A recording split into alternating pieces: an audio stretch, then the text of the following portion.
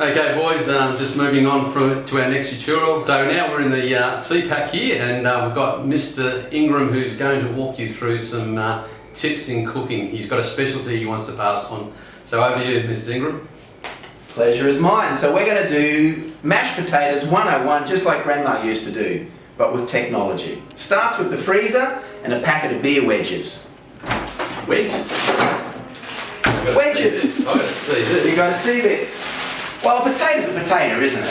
Yeah, true. Yeah, true. So the fact that we've got wedges, it just means someone's already done all the hard work for us.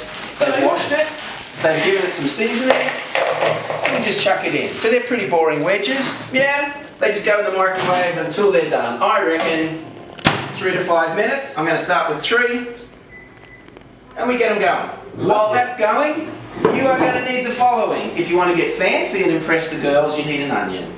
We're going to add a bit of onion, and you need a bit of butter. And we're kind of done already. That's it. So I'm going to chop the onion up so you don't lose your fingers. Take the end off the baby and try and peel it.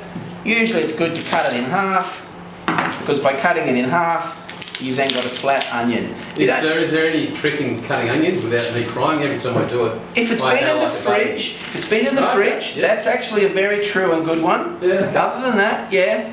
But actually, the more you cry though, the better the onion. Oh, okay. That's the good part. I must be picking great onions. You must be picking. This one's a good onion already. I've got the glasses on.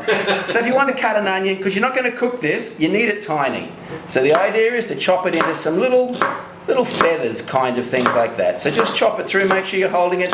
Chop between your fingers so you don't lose any. No advantages there.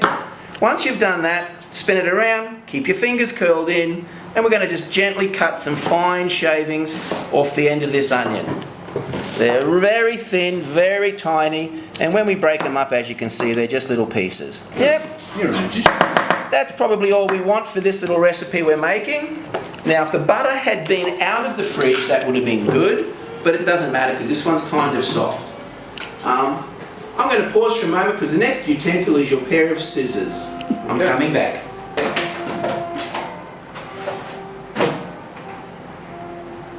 Of course you can season to taste if you like, but pretty much we're there. We're waiting for this microwave now to see how it goes. Once it comes out, you get the scissors, very high tech, and you cut up the potato wedges into little chunks with the scissors. Because otherwise you can't mash it because they're kind of stuck. And we're going to get to that. Then we're going to add a couple of tablespoons of butter if the potatoes are hot enough, and that will then melt within the potato. Chuck in our little bit of onion. Stir it up, add salt and pepper to taste, and there's your main course, pretty much, Lee. If you want to be really fancy and impressed, get a nice little piece of steak and cook it, and then you put this down like restaurant quality mash, and put the steak on top with a little bit of steamed veggies out of the microwave on the side. Big tick for you. Mum will think you're a genius. Watch out, Mother's Day comes Sunday. Okay.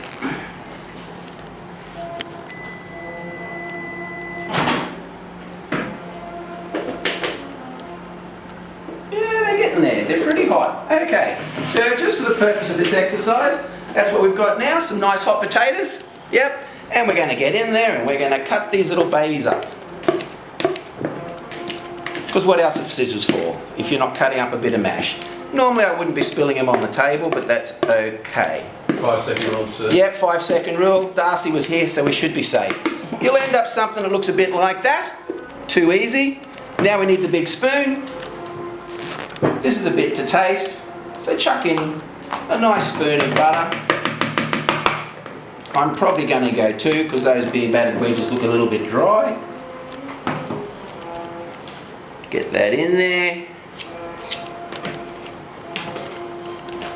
Just give it a bit of a stir around. You'll know if your potatoes were hot enough because the butter will start to melt.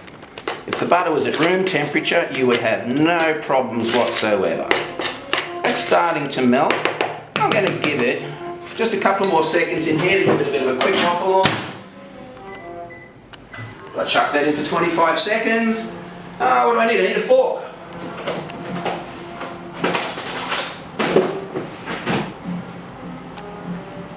Once that comes out, a little bit of onion goes in, stir it around, and you get to give us the vote of approval. Absolutely. Okay. Now personally I like the spicy seasoned wedges because they've got a little bit of tang and people think you've done a lot of really cool stuff to it. So you're starting to get to look like a chunky mashed potato. Push it in there, give it a bit of a stir. Now we're going to just get this in. A little bit of onion in.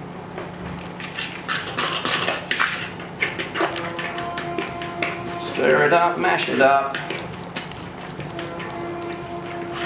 Now that's definitely a little bit dry, so we're going to go for a little bit more butter in there.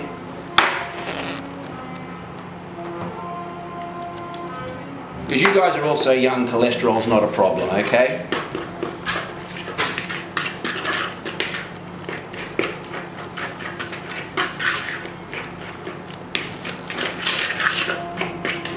So you've got a nice chunky mashed potato, just like Grandma used to make, except it used to take her hours. We're going to add a little bit of salt and pepper. Bit of salt into there. A little bit of pepper, because that just looks cool when you do it.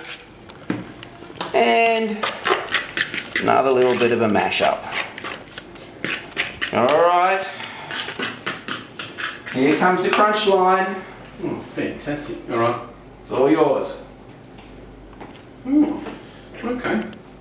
No, I'm joking. That's wonderful. I'm going to try that at home tonight. I'll be the king in the kitchen. Look, thanks, Ms. Ingram. Obviously, hygiene is really important. You know, washing the hands before using food, keeping things refrigerated until they're used, all that kind of stuff.